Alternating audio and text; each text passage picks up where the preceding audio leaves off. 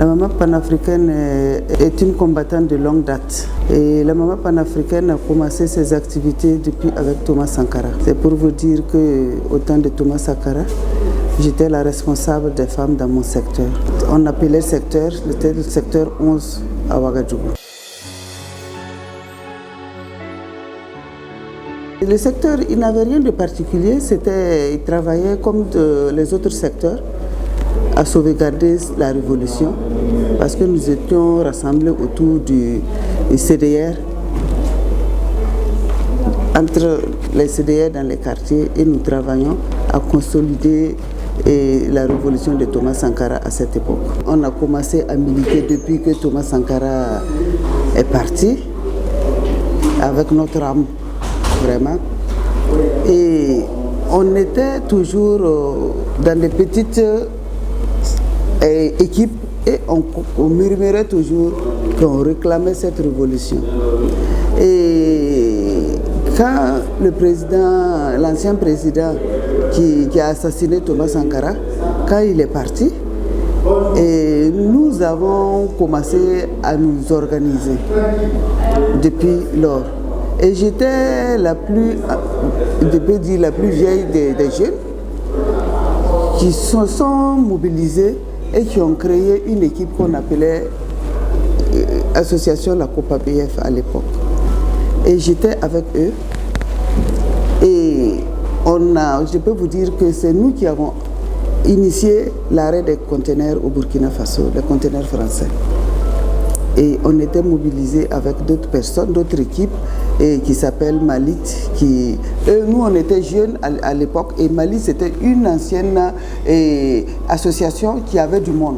Donc on a collaboré avec eux pour pouvoir avoir le monde. Et vraiment, nous avons pris plus de 6 mois pour guetter ces conteneurs-là à cette époque parce qu'on voulait le changement. On se disait que c'était ces conteneurs-là qui partaient ravitailler les bandits en brousse. Parce que des gens ne peuvent pas partir avec des kilomètres de conteneurs, on ne sait pas là où ils s'en vont. Et on dit qu'on ne peut pas, la douane ne peut pas les arrêter, la douane ne doit pas les fouiller. Nous on dit ça là, même si nous savons qu'on n'allons pas pouvoir fouiller ces conteneurs-là, au moins nous allons attirer l'attention de l'international, du monde, pour qu'on sache qui sont nos vrais terroristes. Et c'est ça qu'on a fait le bouquin, pour que les gens puissent comprendre qui alimente ces terroristes-là. On était parti à l'idée que ça se peut qu'on n'arrive pas à ouvrir. Mais si on arrive à ouvrir, tant mieux. Mais l'essentiel, c'est d'alerter l'opinion nationale et internationale sur ces conteneurs-là, de ces bandits-là, que c'est l'Europe, c'est l'Occident qui sont nos ennemis. Quand le président Ibrahim est arrivé à l'époque, avant même que Ibrahim, avant que l'autre, je ne vais pas prononcer leur nom, parce que ça ne m'intéresse pas. Avant que l'autre n'arrive, et nous on était dans la rue, en train de se faire gazer, en train de se faire taper, en train de se faire emprisonner, avec l'autre avant chose IB. Et je peux vous assurer que à quelque temps du coup d'état d'Ibrahim Traoré, ce monsieur-là avait emprisonné notre équipe qui était à Bélier. À cette époque, il fallait tout faire pour libérer ces gens-là. On a allé solliciter Maître Farama et on a payé 600 000 à Maître Farama. Il a demandé 600 000 plus 7 000 francs de frais de dossier. Des gens qui se cherchent, des enfants qui se cherchent, des jeunes qui n'ont rien. Il a demandé ça et on l'a payé 500 000 francs. Pour aller libérer, en tout cas, s'ils les amènent en prison, chose qui était faite, on les a transférés même à la Mako, sans rien, parce qu'ils sont sortis pour réclamer qu'il y ait un changement, parce que ça ne les plaît pas ce qui est là. Donc, ce coup d'État, je peux dire que j'ai été l'une des premières à annoncer dans les réseaux sociaux, avant même que RFI ne prononce ce coup d'État, qu'il y a un coup d'État. Et j'ai dit aux gens de sortir à 5 h du matin, que c'est un coup d'État, parce que je n'étais pas loin du camp Babassi, ma maison. Et les gens, d'autres m'ont encouragé, dire que non, on est prêt, on se donnait des idées dans les réseaux sociaux en entendant 5 h du matin. Et par finir, on a choisi un coin avec l'ensemble de mes camarades, la jeunesse consciente du Burkina Faso. Et c'est pour ça qu'on est allé au stade municipal pour commencer la mobilisation et commencer à converger. Et on a commencé par Camp Ouedraogo. Après, je suis monté, même laissé ma voiture, je suis monté sur le scooter de Nabas Noro que beaucoup de gens connaissent au Burkina Faso. Et on a allé vider, fermer le marché, les deux marchés, le 10 et le Larlet. Et on est revenu à la place de la Révolution pour attendre la déclaration. C'est notre dernière chance de la Révolution et IB est la prunelle de nos yeux.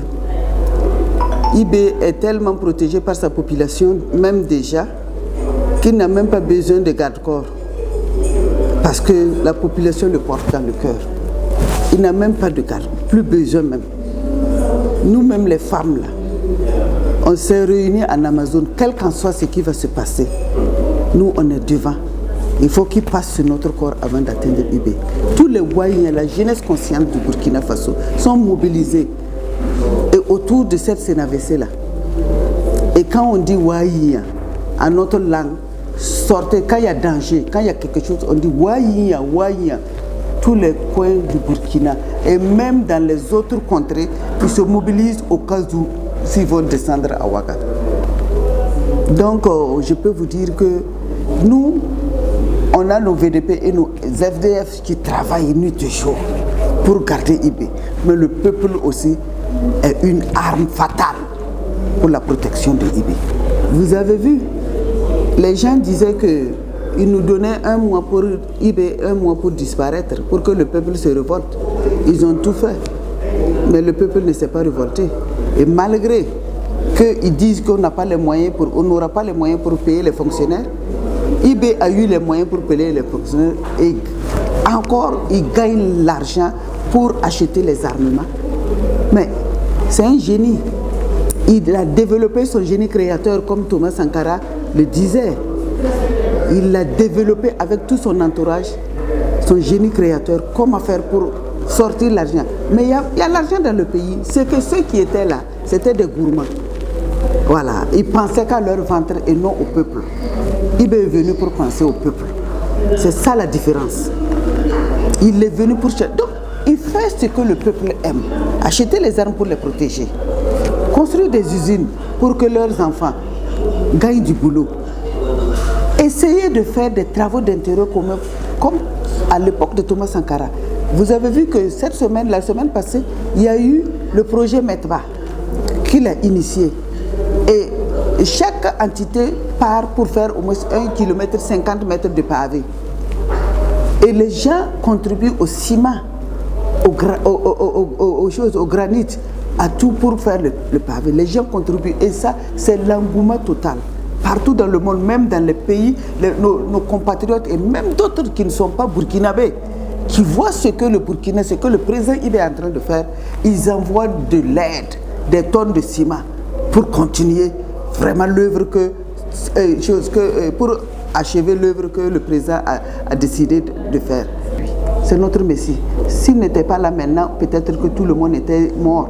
Après Dieu, nous on dit c'est IB. Parce que même si tu dis après Dieu c'est mes parents, mais si tu mourais là, quelqu'un qui est venu te sauver avec tes parents, mais on peut le dire, après Dieu, et nous devons dire que Dieu protège IB. Même nos parents le disent à cette jeunesse-là, de se lever. Ceux qui ne sont pas sortis encore pour accompagner, qui se lèvent pour venir.